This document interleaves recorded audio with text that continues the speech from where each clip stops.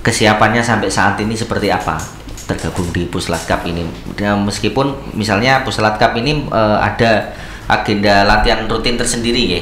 Nah, apakah di luar itu mungkin di football ada jam tambahan lagi untuk atletnya atau seperti apa, Pak?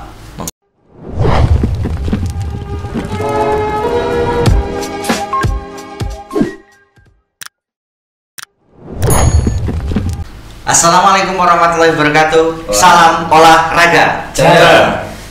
Kembali lagi bersama saya Muhammad Khairul Anwar di Join Koni Jepara, jagongan inspiratif bareng Koni Jepara. Sudah lama Sobat Koni kita tidak berjumpa. Kali ini kita ditemani dengan 3 narasumber yang pada sore hari ini sudah hadir, yaitu yang pertama adalah kami ucapkan selamat datang untuk Mas Islah. Beliau adalah koordinator lapangan tim Satgas Puslat Cup Koni Jepara. Selamat sore.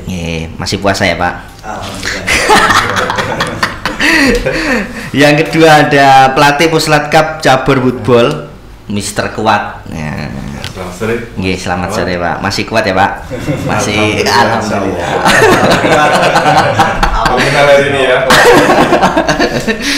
Yang ketiga adalah ada atlet Puslat Cup dari cabur petang, yaitu Mas Okta Rivaldi Putra. Selamat sore, Mas. Selamat sore Sobat Koni, selamat sore. Ini yang kedua ya, Mas Okta ya, di Join Koni. Ya, Sobat Koni, jangan lupa selama live streaming kita silakan ketik komentar dan juga pertanyaan Sobat Koni di Facebook Koni Jepara. Nanti di sesi kedua nanti akan kita bacakan dan dijawab oleh narasumber kita, dan nantikan hadiah menarik dari tim Join Koni Jepara. Sore hari ini bersama dengan ketiga narasumber kita, yaitu membahas tentang bagaimana kesiapan dari atlet-atlet Jepara untuk menghadapi Porprov 2023. Nah, Koni Jepara ini membentuk tim Satgas Puslat Cup.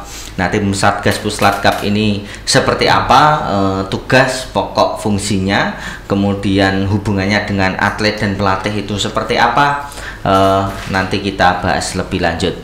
Dan kami persilakan yang pertama untuk Mas Islah ini untuk menyampaikan sejauh mana persiapan atlet-atlet Jepara ini dan juga pelatih-pelatih atlet Jepara untuk persiapan di Porprov, terutama yang di bawah Puslat Cup. Untuk selanjutnya monggo Mas Islah. Ya. Terima kasih Mas Anwar. Selamat sore Sobat Koni Kabupaten Jepara.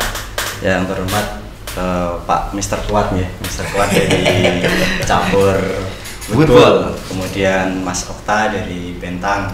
Beliau berdua adalah termasuk dari anggota di Puslat Cup Koni Kabupaten Jepara.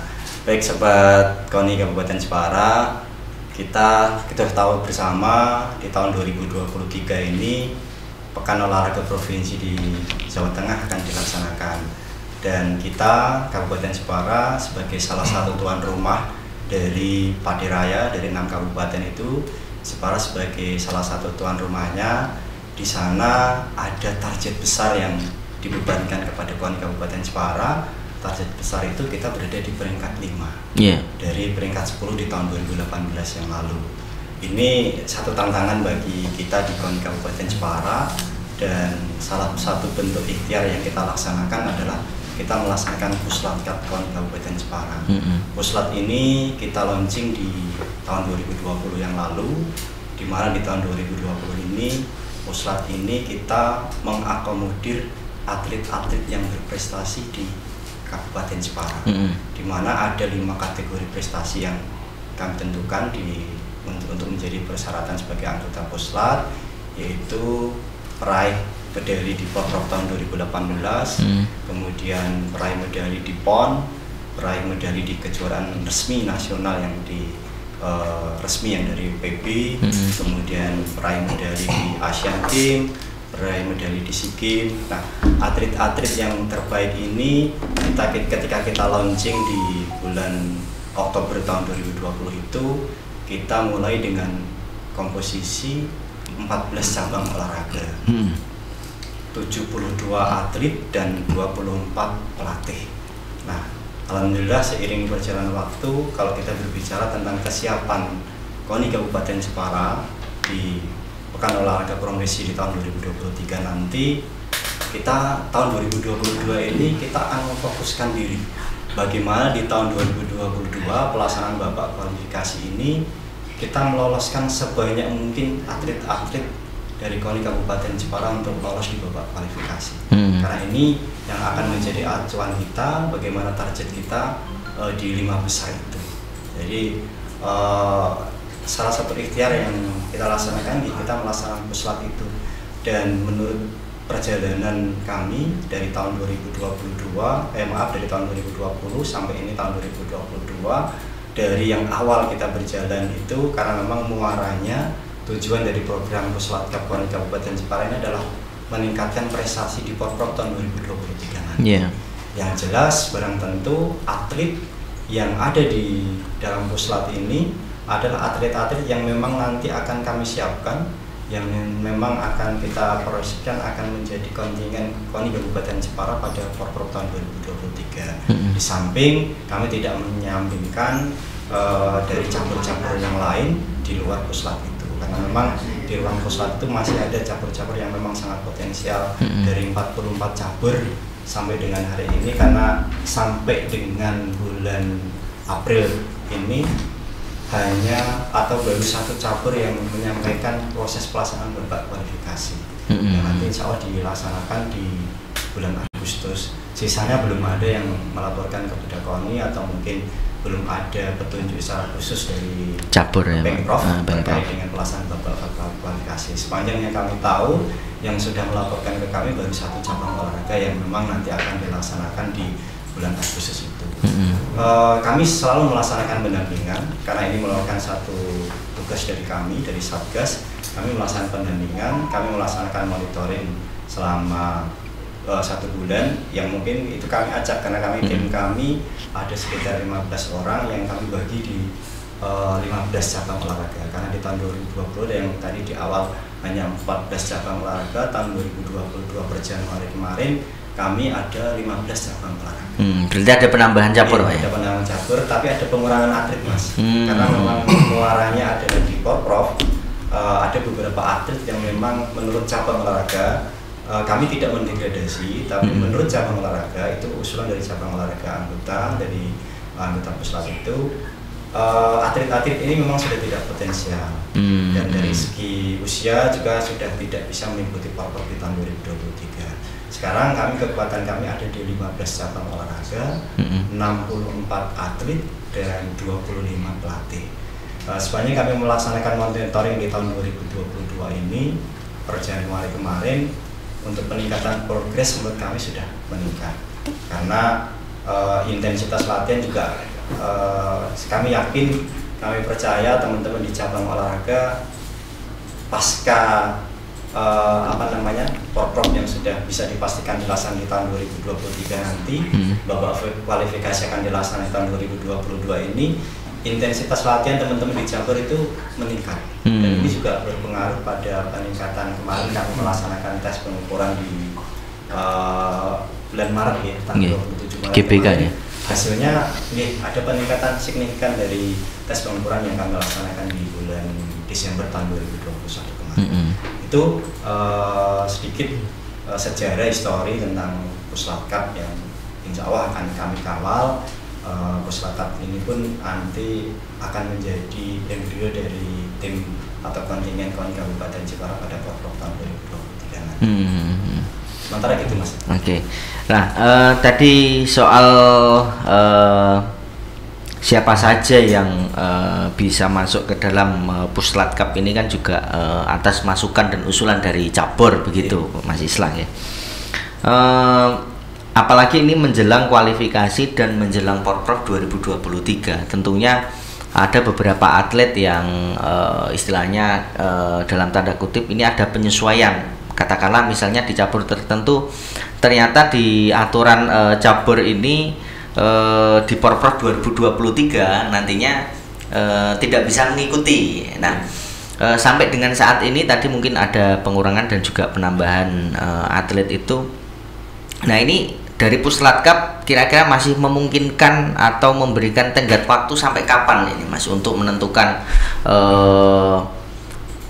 daftar atlet yang masih bisa ikut gabung dengan Puslat Cup, karena ini kan juga mau mendekati kualifikasi juga, sedangkan ini persiapan tinggal beberapa bulan, apalagi kalau nanti dilaksanakan di Agustus otomatis efektif puasa Lebaran itu kan tinggal sedikit. Nah mungkin ada strategi khusus untuk menentukan agar persiapan lebih matang dan memilah dan memilih atlet yang masuk ke dalam Puslat Cup ini.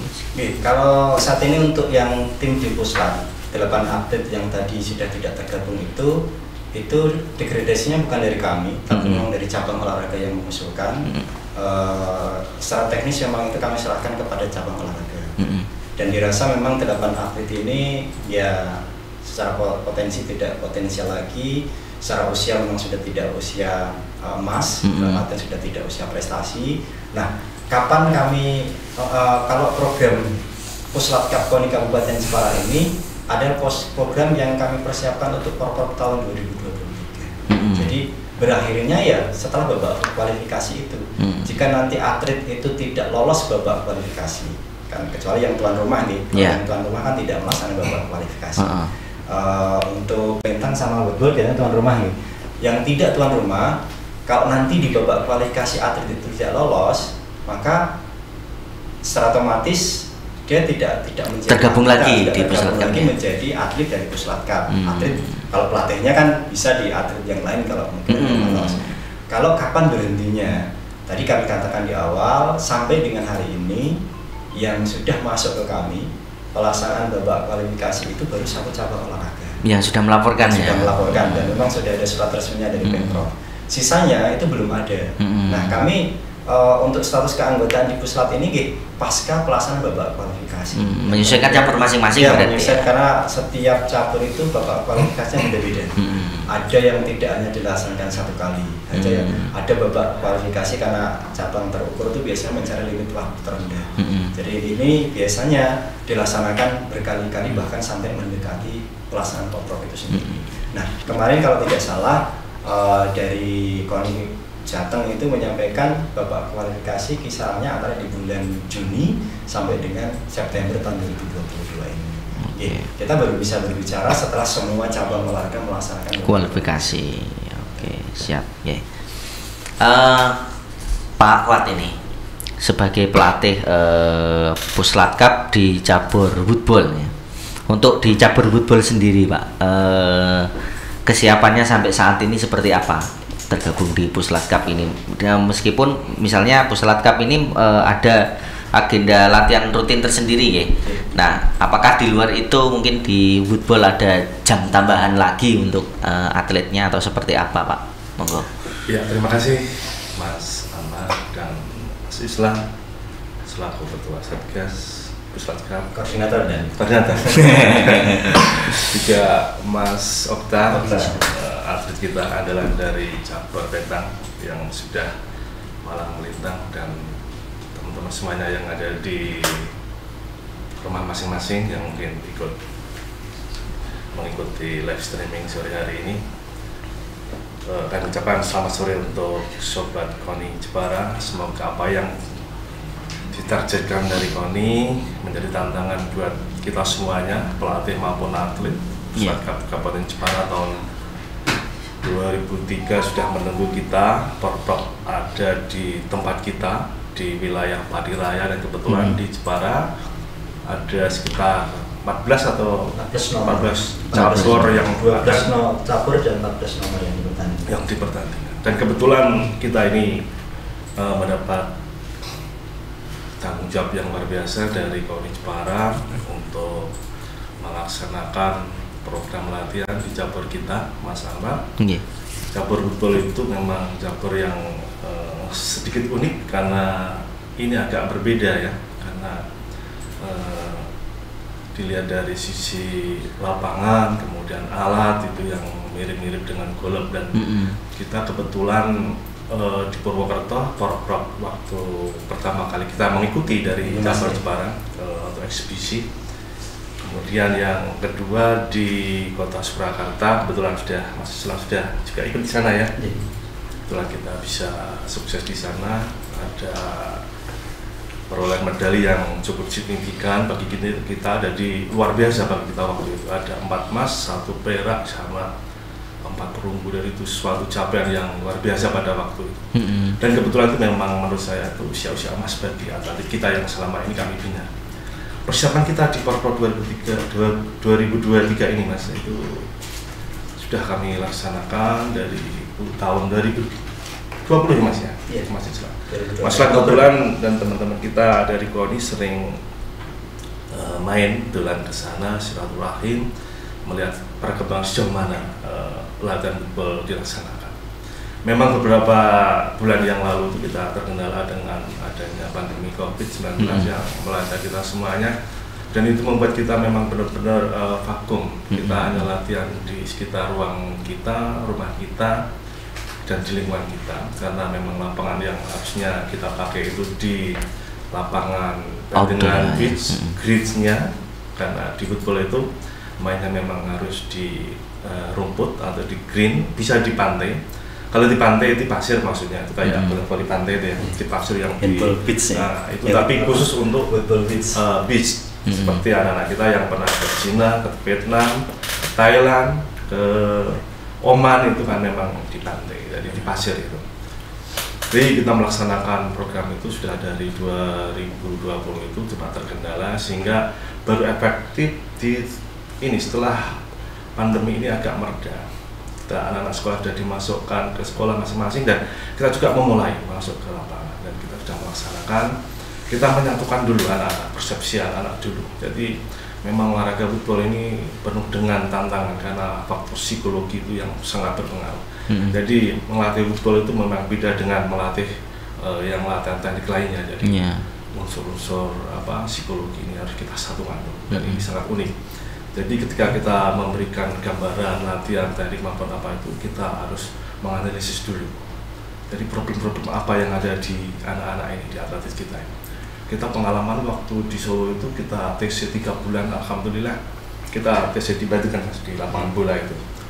Nah, kita di sana kita menyatukan visi anak-anak, memberi semangat latihan dari pagi, nanti break di jam 11, kemudian jam 3 sore dimulai lagi setelah sholat asar. Alhamdulillah capaian kita yang kemarin sampai 4 emas, 1 perak, 3 perunggu itu suatu yang luar biasa bagi kita.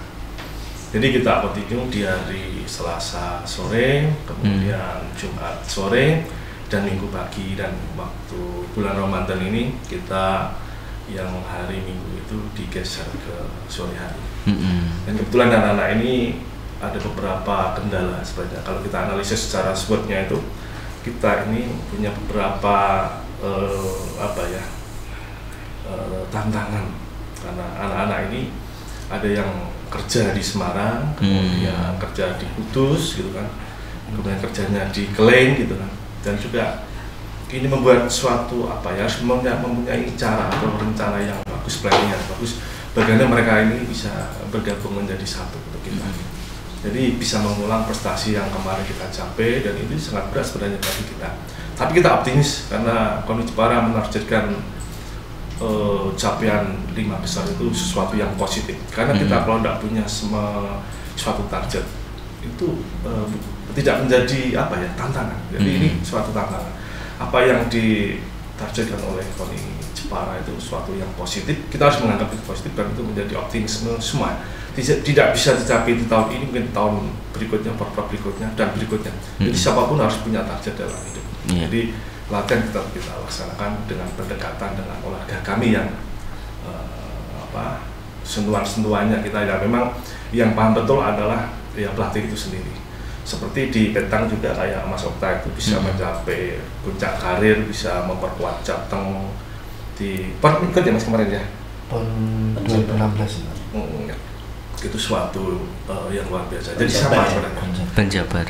Kayak Upul juga PON kemarin harusnya berangkat ya, cuma ada 10 caper yang termasuk penanya tidak ada. Jadi satu kasihan atau kita yang ada lolos sampai 4 itu juga termasuk Mas Okta. Jadi kesempatan mereka mendapatkan prestasi maupun prestasi itu di situ agak tertunda. Ya mudah-mudahan nanti diperkuat Mas Okta juga sukses, Koni Jepara sukses, betul juga, insya Allah. Amin. Nambah medali Juga kan bisa mencapai target apa yang mendukung dari. Kemarin 4 nih. Ya, enggak. Ini berarti 8 ya. Ya. Target itu sebenarnya itu nanti sebenarnya dari kerja anak sendiri ya. Jadi anak memaksimalkan seperti tahun di Solo itu kan saya targetkan sampai 6 sampai 7 ya. Ya, di Solo 7 kok Mas. Jadi ini sebenarnya 8 kan logis gitu. Iya. Tapi di luar dugaan kita memang karena ini Mas, kita punya tantangan. Kita tidak tahu kekuatan lawan di tahun-tahun ini. Karena pandemi ini tidak ada kejuaraan yang sifatnya terbuka untuk Jawa Tengah. Kita hanya ada kemarin di Wali Kota Semarang. Kita kebetulan kita ambil yang tim putra di emas itu ya, sama di perunggu. Kemungkinan juga muncul atlet-atlet baru. Nah ini apa yang sampaikan Mas Islah tadi, promosi degradasi itu berlaku untuk kita. Jadi yang junior itu kami kesempatan untuk latihan semaksimal mungkin, nanti menggantikan siapa saja atlet kita yang kemarin sudah tercatat di KONI maupun yang akan usulkan itu bisa menggantikan mereka, asalkan nanti kita bisa melihat prestasi mereka sebelum kualifikasi ya. Dan kebetulan moga-moga ini tanpa kualifikasi yang tuan rumah dan kita tetap bisa mengambil nilai-nilai mereka dari ranking, karena kita hampir setiap bulan kita ada monthly game itu pertandingan intern yang intinya untuk mencari siapa ranking terbaik di 2 minggu ini atau 3 minggu ini atau dalam bulan ini.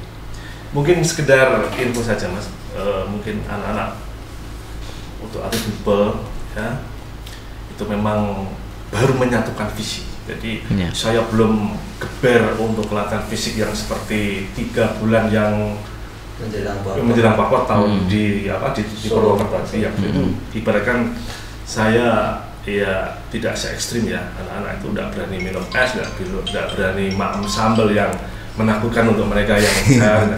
Itu sampai anak-anak itu merasakan betapa beratnya melakukan itu gitu. Jadi tepat waktu dan sebagainya. Moga-moga itu bisa terjadi program kita ini, karena apapun yang menjadi sukses itu adalah kedisiplinan anak itu sendiri.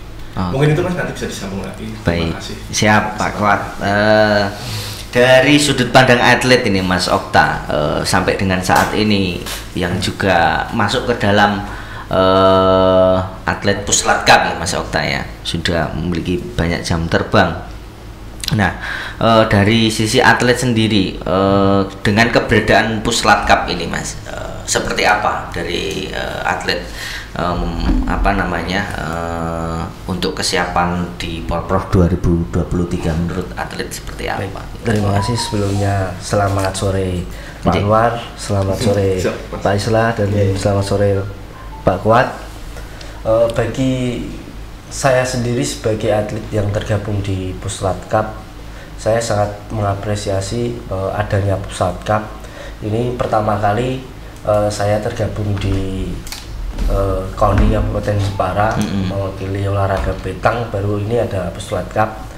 Saya mengapresiasi karena Puslat Cup sendiri itu ibaratnya mempersiapkan kita dari awal, dari sekarang ini untuk nantinya kita memberi prestasi yang terbaik di Porprov 2023, karena memang 2023 itu sebagai event terbesar di antar kabupaten se-Jawa Tengah. Dari beberapa itu kami sudah mempersiapkan dari latihan yang terprogram, di samping itu juga mental, teknik dan lain sebagainya. Selama kurang lebih 2020 ya Pak, 2020 sampai sekarang ini kita menjalaninya dengan rutin ya. Biasanya kita laksanakan setiap pagi dan sore. Hanya saja untuk di waktu COVID-19 memang kita kurangi karena memang keterbatasan kita untuk latihan bareng. Jadi selama ini kita persiapan sudah matang, tinggal kita memantapkan lagi, karena kita juga agak tahu tadi yang dibilang Pak Kuat, kita tidak tahu bahwa perkembangan atlet-atlet kabupaten sampai saat ini itu seperti apa. saya melihat terakhir kemarin kejuaraan provinsi di Kudus itu rata-rata itu sudah dapat memperoleh prestasi. Jadi semakin kesini kan semakin kuat. Persaingannya juga ketat semakin kuat. Dengan mungkin kita ditunjang tuan rumah yang pastinya kita masih ada waktu kurang lebih 1 tahun, kita akan mempersiapkan lebih baik lagi seperti itu. Oke. Nah di bulan puasa ini Mas, untuk atlet sendiri terutama di Petang ada penyesuaian jadwal atau masih sama seperti yang kemarin? Yang pasti ada penyesuaian jadwal. Kita biasanya kalau dari Petang sendiri kita laksanakan intensitasnya lebih diperpendek. Biasanya kita mulai dari jam 3, kita mulai sekarang jam 4:30. Cuma biasanya kalau kita ada waktu, kita setiap habis terawih kita lanjutkan untuk latihan lagi. Kemarin kita monitoring malam. Latihan malam juga berarti. Ketika bertanding sendiri Pentang itu sampai malam ya Mas? Sampai malam. Bisa sampai malam ya Mas? Kalau Solo itu sampai dini hari pertandingan. Jadi memang jadwal pertandingan di Pentang itu padat. Berarti yang di samping GBK itu Mas ya? Ya itu yang kita lapangannya gunakan. Kalau malam kalau malam biasanya kita di Melongo. Di Melongo. Oh, malam di Melongo. Di lapangan lain. Cikal bakalnya di sana Mas. Kalau GBK itu kan baru 2020 kemarin. Nah, venue utamanya kalau buat latihan rutin seringnya di Melongo sebelum yang di yang di GBK ini jadi itu Mas ya. Oke. Baik Sobat Koni, kita break sejenak. Silakan komentar atau tanya-tanya kepada atlet, pelatih ataupun tim Puslat Cup dari KONI Jepara, nanti akan kita jawab. Dan di sesi kedua nanti juga akan kita sambung bagaimana kendala dan juga mungkin peluang-peluang yang bisa didapatkan melalui Puslat Cup ini oleh atlet-atlet Jepara menjelang Porprov 2023. Dan tetap stay tune di Join KONI.